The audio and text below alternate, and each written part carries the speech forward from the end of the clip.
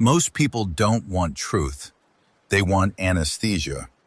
They want words that dull the pain of wasted time and justify weak habits. They want explanations that protect their ego while their life quietly collapses in the background. Truth doesn't comfort. Truth accuses. That's why it's avoided. Most people are not unlucky. They are undisciplined. They are not behind because of the system. They are behind because they negotiated with themselves for years and lost every time. Not once, repeatedly. Comfort was chosen so often it became identity. Comfort is not neutral. Comfort is an active force. It shapes decisions. It dictates behavior. It erodes standards. It whispers that tomorrow is safer than today. That effort can wait. That urgency is optional. And by the time people realize what comfort has done to them, time is already gone. Rich and poor do not differ in potential.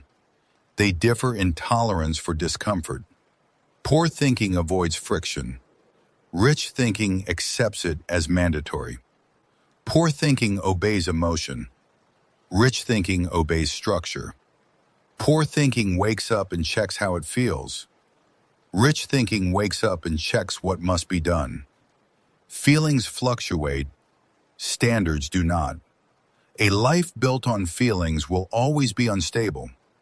Most people surrender control before the day even begins. Phone first, noise first, other people's priorities first. They never take ownership of the morning, and therefore never take ownership of the day. Reaction becomes routine. Routine becomes life, and then they complain about feeling stuck. Being busy is not discipline. Stress is not progress. Intention is not execution.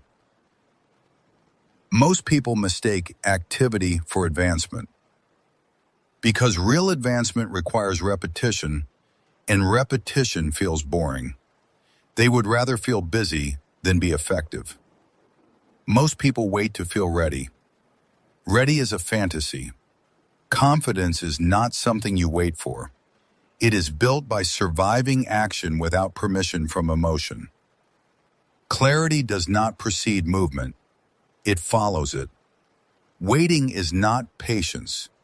Waiting is fear disguised as intelligence. Poor thinking negotiates constantly. Just today, just this once, I deserve a break. Rich thinking does not negotiate, it executes. It understands that negotiation is how discipline dies quietly. Motivation is emotional. Emotion collapses under pressure. Discipline is mechanical. Mechanics survive chaos.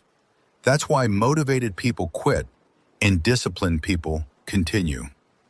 Motivation feels good. Discipline works.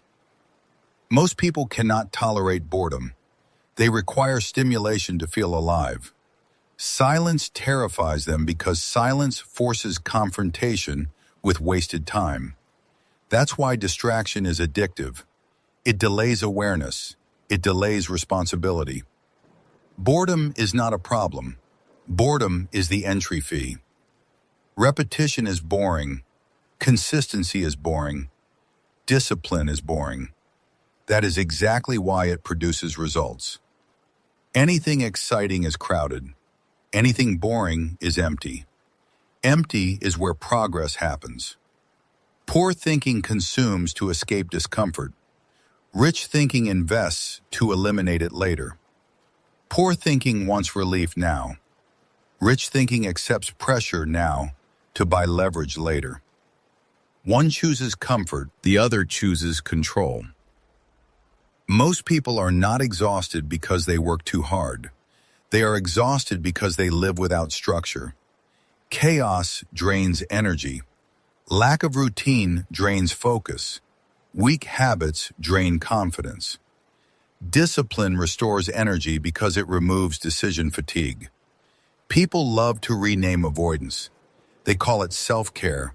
They call it healing. They call it protecting their peace. Most of the time, it is fear with a socially acceptable label. Real rest prepares you to work again. Avoidance keeps you weak and calls it growth. Most people hate discipline because it exposes their inconsistency. Discipline removes excuses, removes emotional loopholes, forces patterns into the light. That is why it feels threatening. Poor thinking personalizes struggle.